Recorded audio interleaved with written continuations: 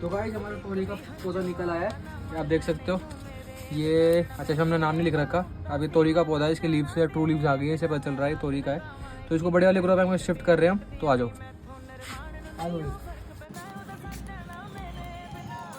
लगा दे वैसे ही बस चीज़ों को पलटना है और आराम से पलट के हल्के हाथों से, ये देखो निकल आया इतना आराम से। जैसे हमने स्पेस पहले बना दिया था मिट्टी में, देख सकते हो आप।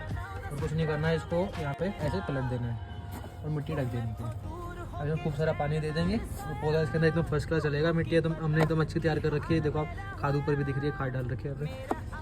और अपडेट करते हैं आपको, मिलते हैं अगले शॉट में।